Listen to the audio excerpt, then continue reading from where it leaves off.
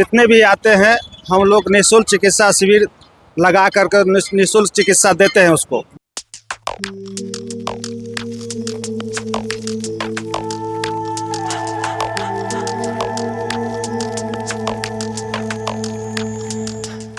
नमस्कार, मैं विक्रम भगत नागवंशी और आप देख रहे हैं मधुबनी न्यूज। मिथिला परिक्रमा एक ऐतिहासिक और पौराणिक काल से जो मिथिला परिक्रमा है वो चली आ रही है और मिथिला परिक्रमा में जो यात्री लाखों श्रद्धालु और कहा जाए जो यात्रा में लोग शामिल होते हैं, साधु संत शामिल होते हैं, उनके लिए जो स्वास्थ्य की व्यवस्था है वो व्यवस्था यहाँ पर आरएमपी एक संगठन है और संगठन के द्वारा जो स्वास्थ्य व्यवस्था आप देख सकते हैं। हमारी महिला हैं जो, चलिए हम इनसे बात करते हैं। की नाम है यहाँ के? पानो देवी राय।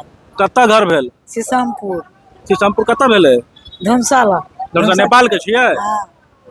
परिक्रमा में मतलब शामिल छी? 15 जगह जाइ छी यहाँ? 15 जगह। अच्छा, तो दवाई वगैरह सब एठाम से मिले? हाँ, दवाई मतलब निःशुल्क रहे? हाँ, निःशुल्क में। हाँ। पहले बेर शामिल भेलिए या? हाँ, हम बहुत दिन से घूमे छी। मतलब बहुत दिन से? हाँ, हमरा 50 बेर होती भले। हाँ, 50 दवाई एक खाइत रही। एठाम से मतलब निःशुल्क दै? हाँ, निःशुल्क दे। हाँ, सब अकेले शामिल छी कि और? आरो है हरिया। अच्छा, कते आदमी यहाँ सब हेबे? हम सब 10 आदमी छी। 10 आदमी। 15 दिन घूमे छी? 15 जगह? 15 जगह। चलिए, नेपाल की महिलाएं हैं और ये बता रही थी कि 15 दिन जो परिक्रमा यात्रा है और यात्रा में शामिल होती है और हर जगह यह जाकर के जो रात्रि हम जैसे कलना में है, कलना से यात्रा की शुरुआत भी होती है और समापन भी यहाँ से होता है।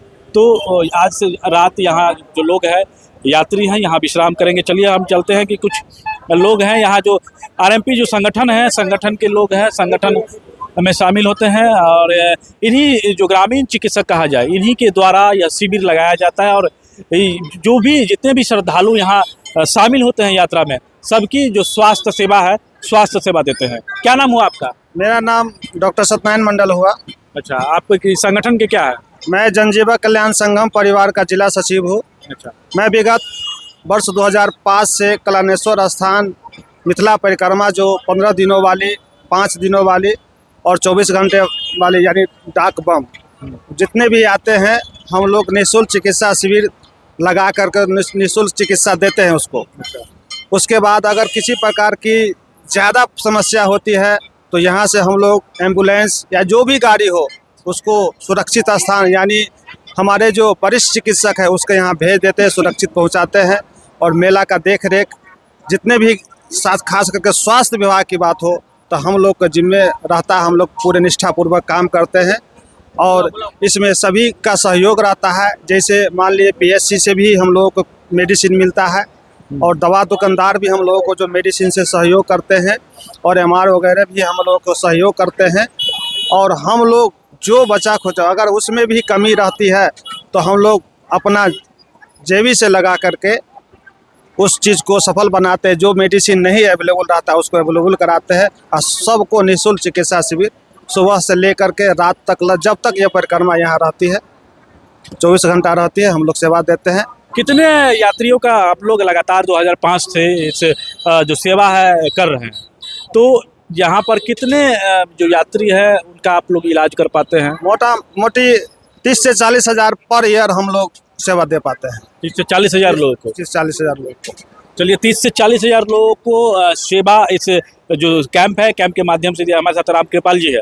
रामकृपाल जी, एक मुद्दा हुआ, कहा जाता है कि झोला छाप डॉक्टर, और उस पर हंसी मजाक भी किया जाता है, लेकिन दूसरी तरफ एक कहानी ये भी है कि अगर ये डॉक्टर ना रहे, ग्रामीण चिकित्सक ना रहे तो गरीबों का क्या होगा?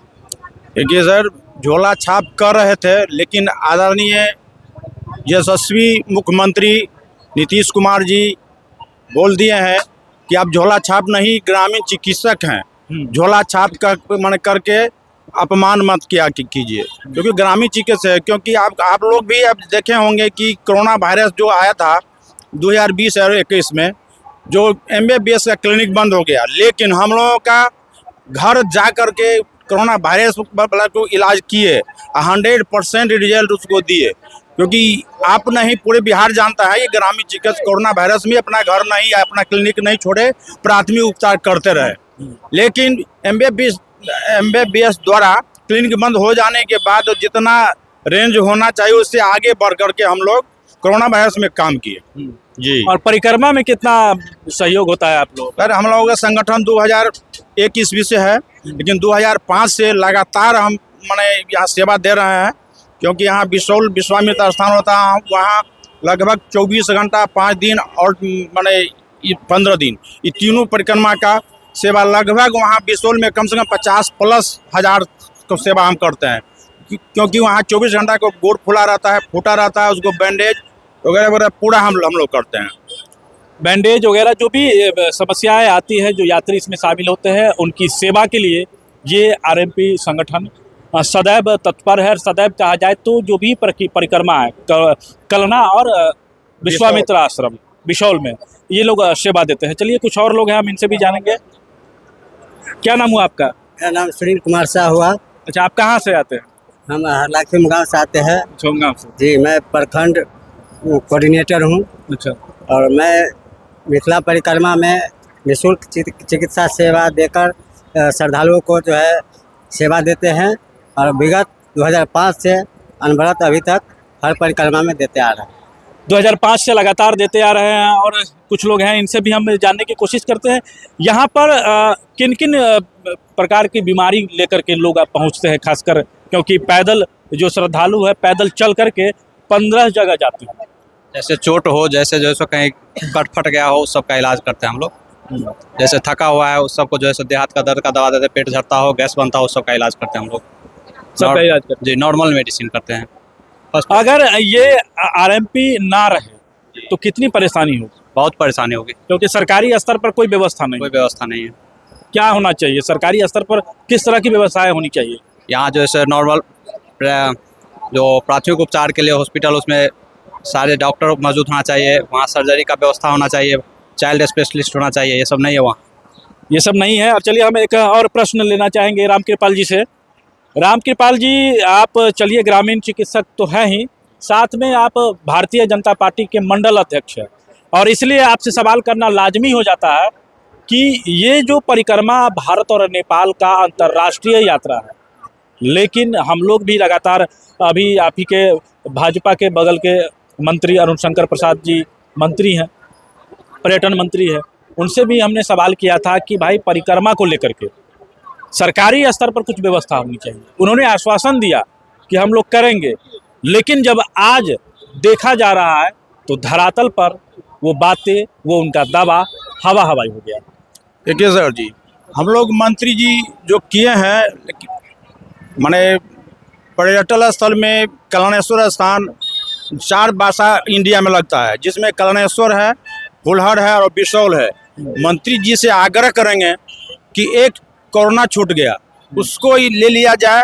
माने हवा हवाई तो अलग बात है, लेकिन मंत्री जी की तरफ से घोषणा हो गया है, 3 को लगभग फाइनल है, फुलहर, बिसौल और कलना, ये तीनों क्लियर है। कागज पर काम, सरकारी काम होता है धीरे धीरे। सर, हमारी बात जब मंत्री जी से हुई थी सीतामढ़ी, जब वो प्रभार लेने से पहले पहुंचे थे और वहां पर उनसे हमारी परिक्रमा पर बात हुई, तो उन्होंने कहा कि हम जिलाधिकारी से बात कर रहे हैं और तत्काल, क्योंकि यह योजना में जाएगा समय लगेगा, लेकिन तत्काल जो व्यवस्था होनी चाहिए वो करेंगे। लेकिन आज कुछ दिख नहीं रहा है। तत्काल व्यवस्था तो नहीं दिख रहा है, लेकिन आश्वासन दिया है तो 100%।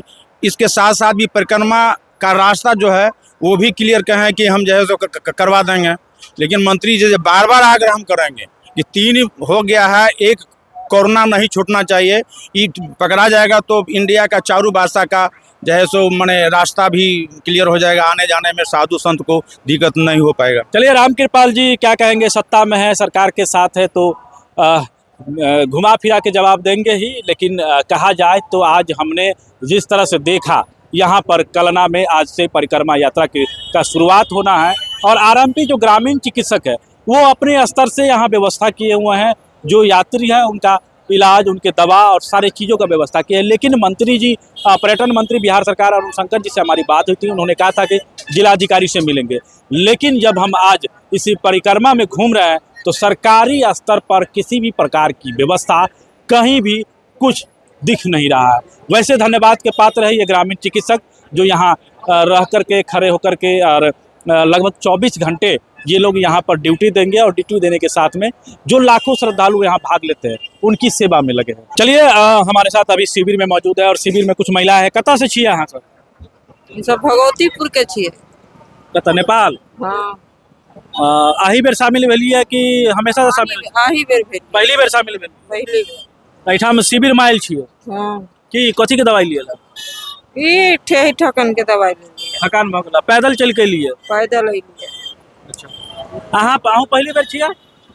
हम 10 बेर 8-10 बेर छियै। अच्छा, तऽ शिविर में एलियै दवाई लिए? हाँ दवाई लिए चेक कराबे। अहाँ के घर कतऽ है? कबलसा नेपाले में। नेपाले में? हाँ। अच्छा, एक चीज कहू कि इंडिया में 4 जगह 5 जगह रुकै छियै आ नेपाल में बाकी जगह है, तो दुनू में की अंतर लगैया कि सरकारी स्तर पर कोनो व्यवस्था नेपाल में ज्यादा रही कि भारत में रही? नेपाल में। नेपाल में की सब व्यवस्था रही? सब चीज के व्यवस्था रहे छै। जेना में खाना दै छै, राशन कार्ड दै छै, दवाई दै छै, सब चीज दै छै। सब चीज दै छै। हाँ। आ वह इंडिया में अबै छी तऽ इंडिया में न ओते दवाई दै छै, ओते खाना न दै छै, जते यहाँ दै छै तते नहीं दै छै।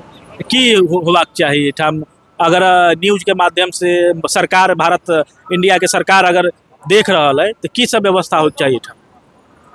अपन कथी कही। नहीं बाबा, जना कहलिए नेपाल में होई ना भोजन के, दवाई के, सबके नेपालो अति इंडियो इंडियो। अहाँ कई बेर से अबै छियै? हम तो 50 बाजी घूम लेली। अच्छा, हाँ 50 बेर घुमि लेलियै? हाँ 70-75 बरस में। 70-75 उम्र भेल? हाँ। कतऽ नेपाल में कतऽ घर? हम धनुखा। हाँ तो की सब एहिठाम होबाक चाही सरकार के द्वारा?